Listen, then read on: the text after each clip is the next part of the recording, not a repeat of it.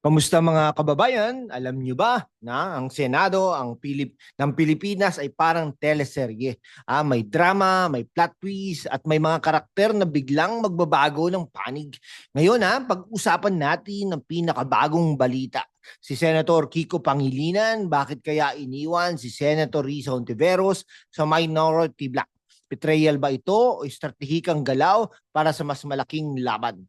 Kami rito sa Pinoy Political Scoop, #WalkWithLaan, ay naglalayong i-unpack ang mga ganitong kwento para sa mga kabataang Pilipino at mga OFW natin sa mundo. Mula Quezon City hanggang Dubai, mula Toronto hanggang Riyadh. Ang layunin natin maubot ang 100,000 subscribers para mas marami pang makakaalam ng totoong nangyayari sa politika ng Pilipinas. Kaya naman i-like, i-subscribe at i-share ito sa mga kaibigan nyo sa Hong Kong, Singapore o kahit saan pa. Kung gusto nyong suportahan kami, magpadala rin ng super thanks. Malaking tulong yon para mapanatili natin ang ganitong content. Okay. Ngayon alam na natin. Ngayon alam na natin kung bakit subali si Kiko at Bam Aquino sa majority block, no? Iniwan si Risa Hontiveros na mag-isa sa minority. At no motibo, politika ba, prinsipyo o pareho? Bibigyan natin kayo ng fact-based analysis, may halong humor at satire para hindi kayo mabore sa susunod na ilang mga minuto. Sasagutin natin ano ang sinabi ni Kiko, paano ito tinanggap ni Risa, at ano ang implikasyon nito sa oposisyon sa 2028 elections. Tara, simulan na natin. Okay bago tayo mag-dive o hit na ang subscribe button, i-on ang notification bell at i-comment. Sino sa tingin ninyo ang tama, si Kiko o si Risa? Para sa mga OFW natin sa UAE, Canada o Japan, i-share ito sa mga group chats nyo Let's get to 100,000 subscribers. Isang araw sa Senado, parang pelikula. Si Risa Hontiveros ang matapang na senador na laging nangunguna sa mga laban tulad ng impeachment hearings ni VP Sara Duterte, biglang napag-iwanan. Ang mga kaibigang inakala niyang kasama niya sa laban, sina Kiko Pangilinan at Bam Aquino, ay biglang tumuwid sa kabilang panig, sumali sa majority block. Si Senate President naman, Chis Escudero, parang sa Game of Thrones, di ba? Ang tanong, bakit? Ano ang nangyari sa likod ng eksena? No? Ayon sa ulat, mula sa politiko, si Kiko Pangilinan ay sumali sa majority block para suportahan si Chis Escudero, kasabay ang balitang siya ang magiging chairman ng Senate Committee on Agriculture. Si Bam Aquino naman, ayon kay Senator Jinggoy Estrada, ay kukunin ang Committee on Basic Education. Pero teka, bakit biglang lumipat? Si Risa na kilala sa kanyang matapang na paninindigan laban sa mga kontrobersyal na issue tulad ng Kibuloy case, ay nagplano sanang bumuo ng independent minority block kasama sina Kiko at Bam. Pero ngayon, siya na lang daw ang natira. O parang high school ito mga kababayan. Okay? Si Risa ang prom queen ng oposisyon, inakala niyang kasama niya ang kanyang besties pero biglang sumali sina Kiko at Bam sa Cool Kids table ni Cheese. Pero seryoso, hindi ba't parang deja vu? Sa politika, ang loyalty ay parang wifi. Kapag malayo ka na, nawawala ang signal. Pero bago nating husgahan, alamin natin ang paliwanag ni Kiko. Kung natatawa kayo sa mga ganitong political plot twist, i-comment nyo, Wi-Fi loyalty ba ito? I-share din to sa mga kaibigan nyo sa Jeddah, Sydney o New York. At kung gusto nyo mas maraming ganitong content, mag-super thanks na rin please. Sa isang social media post sinabi ni Kiko Pangilinan na wala pang final na desisyon tungkol sa kanyang alignment sa Senado. Pero malinaw ang kanyang layunin. Bukas ako sa pagkikipagtulungan sa lahat ng partido basta't may malinaw na prinsipyo. Pababain ang presyo ng pagkain, pawiin ang gutom at tulungan ng mga magsasaka at maging isda.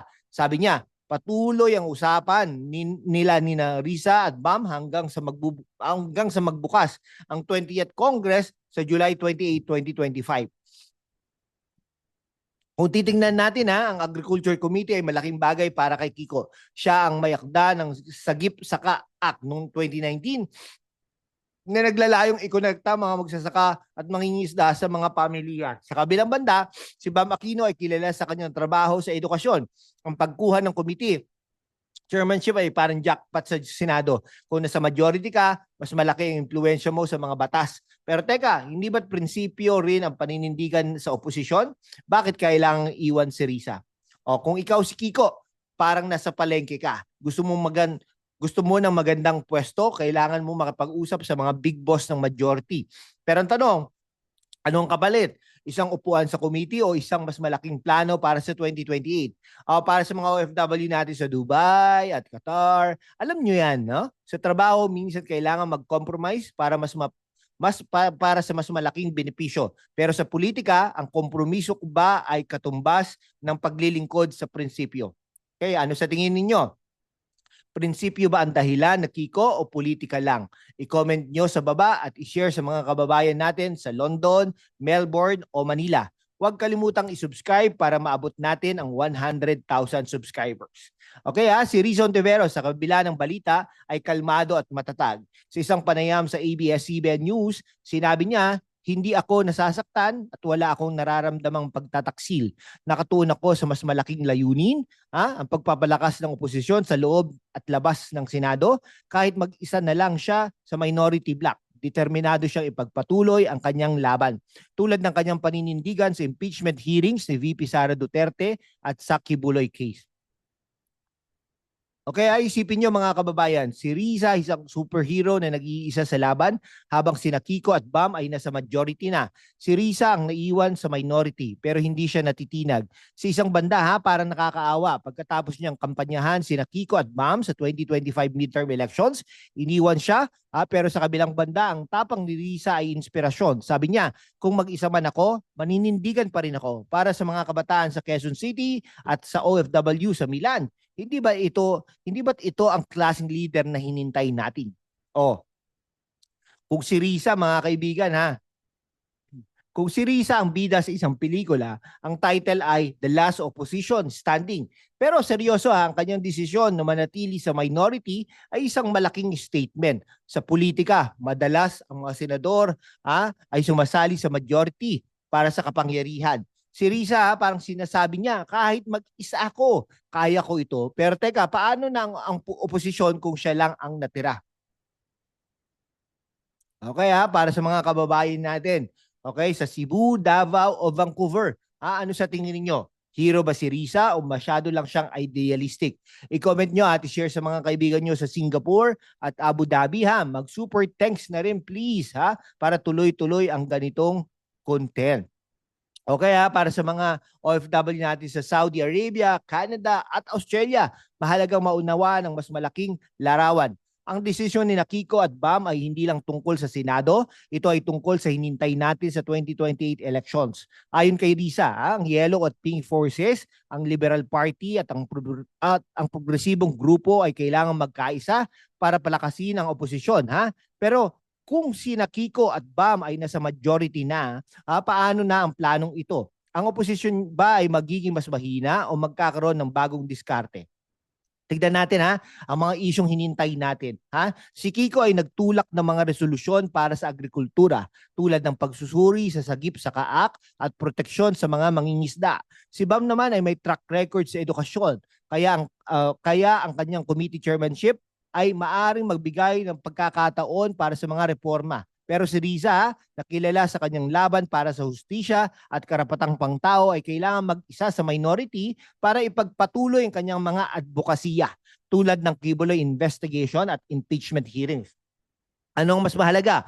Ang makapasok sa majority para magkaroon ng impluensya o manatili sa minority para sa prinsipyo? Okay sa politika, parang laro ng chess. Si Kiko at Bam may knights na lumilipad, no? Lumilipat sa kabilang board habang si Riza ang queen na nakatayo mag-isa. Pero teka, hindi ba't ang queen ang pinakamakapangyarihan sa chess? Bakit naman si Riza ay ang may secret weapon para sa 2028? Para sa mga kababayan natin sa London at Los Angeles, isipin nyo, ang politika ay parang Survivor Philippines. Kailangan mag-strategize para kailangan din ng paninindigan at prinsipyo. Okay ano tingin nyo sa 2028? Sino ang susuportahan nyo? Si Risa, si Kiko, o si Bam? I-comment nyo yan sa baba at i-share sa mga kaibigan nyo sa Tokyo, Milan at Davao. Huwag kalimutang i-subscribe para maabot natin ang 100,000 subscribers. So ano natutunan natin ngayon ha? Si Kiko Pangilinan at Bam Aquino ay posibleng sumali sa majority block no para sa mga committee chairmanships habang si Riza Ontiveros ay nananatili sa minority determinado pa rin na palakasin ang oposisyon. Si Kiko naman ay nagsabi ng prinsipyo ang gabay niya ang paglaban sa gutom at suporta sa magsasaka. Si Riza naman kahit mag-isa ay patuloy na lalaban para sa hustisya at karapatang pantao. Pero ang tanong, sino ang tama? At paano ito, no? Paano ito makakaapekto sa hinintay natin sa 2028 elections, no? Sa politika mga kababayan, walang permanenteng kaibigan o kaaway, no? Kailangan lang ng tamang diskarte, pero para sa atin, lalo na sa mga kabataan at OFW natin sa Hong Kong, Dubai at Toronto, mahalagang manatiling alerto ang boto natin. Ang boses natin ang magpapasya sa kinabukasan ng Pilipinas. Kaya naman maging aktibo, manood, magsaliksik at makilahok sa diskusyon. Okay, kung nagustuhan, no? Kung nagustuhan nyo ang episode, na ito, i-like, i-subscribe at i-share sa mga kaibigan nyo sa Singapore, Riyadh o kahit saan sa mundo. I-comment nyo Team Riza o Team Kiko at magpadala ng super thanks para suportahan ang aming layunin na maabot ang 100,000 subscribers para sa mga kababayan natin sa Quezon City, Cebu at Los Angeles. Tuloy-tuloy lang ang laban para sa katotohanan at magkita-kita ulit tayo sa susunod na episode. Mabuhay ang Pilipinas!